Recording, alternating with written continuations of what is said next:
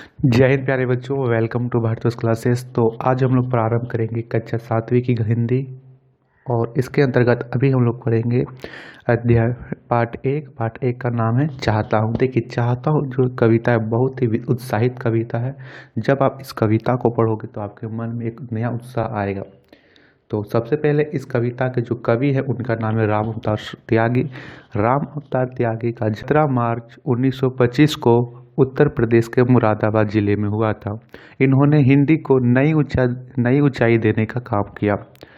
इनके बहुत प्रसिद्ध रचनाएं जिसे नया खून इत्यादि इनकी रचनाएं काफ़ी प्रसिद्ध है। इसने अपनी ग्रेजुएशन की पढ़ाई दिल्ली विश्वविद्यालय में की। ठीक है। उसके बाद गाई गई है जिंदगी और तूफान फिल्म है, उसमें एक गीत है कि जिंदगी तेरा इरादा क्या है, वो राम अवतार त्यागी के द्वारा ही लिखी गई है। चलिए अब हम लोग कविता को पढ़ना प्रारंभ करते हैं। कविता का नाम है चाहता हूँ। चाहता हूँ मतलब अपने देश के प्रति समर्पित करना चाहता हूँ। यह जो कविता है वह पूरी तरह से देश प्रेम से ओतप्रोत है। इस कविता के माध्यम से कवि हमें बतलाना चाहता है कि हम पर मातृभूमि का कितना बड़ा ऋण है। अब मातृभूमि का ऋण किस प्रकार से है? जिस प्रकार हम अपनी माँ के गर्भ से जन्म लेते हैं, माँ हमारी लालन पोषण करती पालन करती है, तो माँ का हमारे ऊपर बहुत सारा कर्ज, बहुत सारा ऋण रहते हैं, बहुत कई उपकार रहते हैं। उसी प्रकार हमारी मातृभूमि का भी हम पर कई प्रकार प्रभाव है। हम उनकी छाह में हम उनकी गोद में खेलते हैं, हम उनके जल को ग्रहण करते हैं। एक प्रकार से पालन पोषण भी मातृभूमि ही कर रही है। तो इसमें जो कवि है अपने आप को, अपने जीवन को अपने मातृभूमि के प्रति समर्पित कर देता है।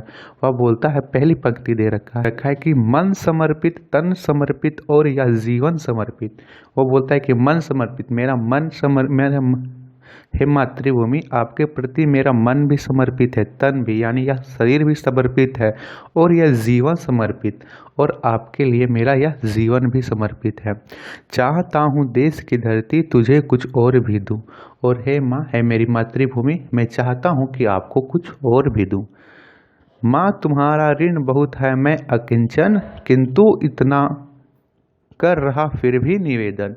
वह बोलता है कि हे माँ, अपने मातृभूमि से बोलता है कि हे माँ, तुम्हारा ऋण बहुत है, यानी तुम्हारा जो मुझ पर ऋण है, मेरा पर उपकार है, वो बहुत अधिक है, और मैं अकिंचन, मेरे पास कुछ भी नहीं है। यानी आपको देने के लिए आपने जितना मुझे दिया है, जितना आपने मुझे ऋण दिया है, जितने आपके ऊपर मेरे ऊपर आपके उपकार हैं, उसे देने के लिए मेरे पास कुछ भी नहीं है, किंतु इतना कर रहा फिर भी निवेदन।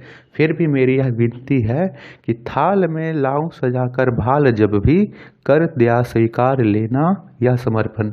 यानी थाल में यदि मैं अपने सर को सजा कर के भी थाल में लाऊं, तो वह उसे भी आप दया के साथ स्वीकार कर लेना। यानी थाल भाल में समा जाने का क्या अर्थ है? कि वह अपने जीवन को भी समर्पित कर दे रहा है। वह बोल रहा है कि यदि आपकी रक्षा करते हुए मुझे अपना जीवन भी समर्पित करना पड़े तो भी मैं पीछे नहीं हटूंगा। कवि आगे की पंक्ति में कहता है कि गान अर्पित, प्राण अर्पित, रक्त का कण कण समर्पित, चाहता हूँ देश की धरती तुझे कुछ और भी दूँ। वह बोलता है भारत माता से कि हे माँ, आपके चरणों में मेरा गान भी अर्पित है, मेरा प्राण भी अर्पित है, और मेरा रक्त का एक एक कण यानी रक्त का एक एक कतरा भी आपको समर्पित है। अर्थात मैं भारत माता के खातिर, अपने देश के खातिर अपने जीवन को भी समर्पित करना चाहता हूँ। लेकिन फिर भी मेरा मन नहीं भरता, मैं चाहता हूँ कि कुछ और भी दूँ। यानी मुझसे जितना अधिक से अधिक हो सकता है, अधिक से अधिक सहयोग हो सकता है, मैं अपना सहयोग दूँ। आगे की पंक्ति में कवि लिखते हैं कि मांझ दो तलवार को, लगाओ ना देरी, बांध दो कसकर कमर पर ढाल मेरी। यानी इसमें कवि अपने देश की रक्षा के लिए बोलता है कि यदि देश की रक्षा के लिए जब मांझ दो तलवार को, यानी मेरी तलवार को चमका दो, एकदम चमका के नया कर दो। लगाओ ना देरी, बांध दो कसकर कमर पर ढाल मेरी। अपनी देश की रक्षा के लिए बोलते हैं कि आप तलवार को अच्छी तरह से चमका दो और मेरी ढाल पर मेरी कमर बांध दो और अच्छे से ढाल बांध दो, ताकि मैं अपने देश की रक्षा के लिए तैयार हो जाओ, एकदम तत्पर हो जाओ। वो बोलते हैं भाल पर मल दो चरण की धूल थोड़ी, शीश पर आशीष की छाया घनेरी। यानी मेरे भाल मतलब होता है सर, यहाँ पे भाल पर मल दो चरण की धूल थोड़ी, यानी आप यदि जब मैं युद्ध के लिए जाऊं, आप मेरे सिर पर, मेरे माथे पर तिलक लगा दो, चरण की अपनी धूल की एक तिलक लगा दो, और शीश पर आशा की छाया गनेरी, और मुझे अच्छे से आशीर्वाद दे दो ताकि मैं अपने देश की रक्षा के लिए अच्छे से तैयार हो जाऊं। आगे का पद दिया गया है, स्वप्न अर्पित प्रश्न अर्पित आयु का छन छन समर्पित, चाहता हूँ देश की धरती तुझे कुछ और भी दूं। इस पंक्तियों में कवि कहते हैं कि हे भारत माँ, स्वप्न अर्पित यानी मेरे सपने, अर्थात मेरी जितने भी मन में सुंदर आकांक्षाएं हैं सब तुम्हें अर्पित है। मेरे हृदय में जितनी भी जिज्ञासाएं हैं, जितनी भी शंकाएं हैं, वे भी आपको समर्पित है। उसके बाद आयु का क्षण क्षण समर्पित, यानी मैं अपनी आयु का प्रत्येक क्षण आपकी सेवा में समर्पित कर रहा हूँ, अर्थात मेरी आयु भी आपको समर्पित है। पद है कि तोड़ता हूँ मोह का बंधन क्षमा दो, गांव मेरे द्वार घर आंगन क्षमा दो, आज सीधे हाथ में तलवार दे दो, और बाएं हाथ में ध्वज को थमा दो। अब वह सभी से माफ़ी मांगता है। माफ़ी किस लिए मांगता है? वो बोलता है कि तोड़ता हूँ मोह का बंधन, यानी जो माया का बंधन है उन्हें मैं तोड़ता हूँ। अपने परिवार से मोह का जो बंधन है उसे मैं तोड़ता हूँ, उसके लिए माफ़ी मांगता है। अब तोड़ क्यों रहा है? वो अपने देश की रक्षा के लिए अपने आप को समर्पित कर रहा है, तो इसीलिए वह अपने मोह से, अपने परिवार से, अपने घर द्वार से, आंगन से सबसे क्षमा मांगता है कि अभी मुझे अपने देश की रक्षा करना, अपने देश के प्रति समर्पित होना है, इसीलिए अभी मुझे सबसे माफ़ी मांगना है, और मुझे कुछ नहीं, सिर्फ अपने देश की सेवा करना है, देश के प्रति समर्पित होना है। एक हाथ में तलवार दे दो और दूसरे हाथ में ध्वज यानी तिरंगे को थमा दो, और मैं इसी को लेकर के सीधा अपने देश के प्रति समर्पित हो जाना चाहता हूँ, कि अपने देश की रक्षा के लिए समर्पित हो जाना चाहता हूँ। आगे है सुमन अर्पित चमन अर्पित, नीड़ का तृण तृण तमर।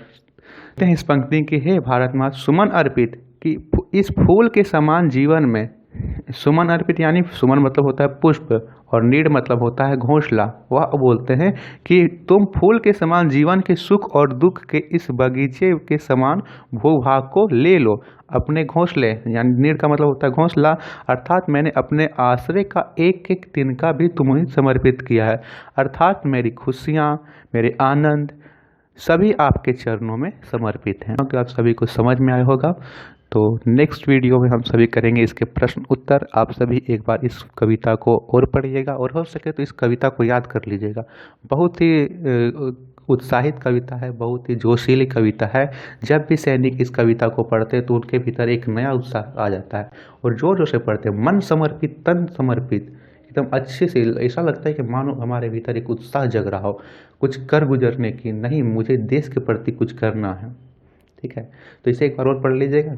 नेक्स्ट वीडियो में मैं करवाऊंगा प्रश्न उत्तर। आशा करता हूँ कि आप सभी को कविता समझ में आया होगा। वीडियो को लाइक से जरूर कीजिएगा, और भारतोष क्लासेस को सब्सक्राइब जरूर कीजिएगा। धन्यवाद।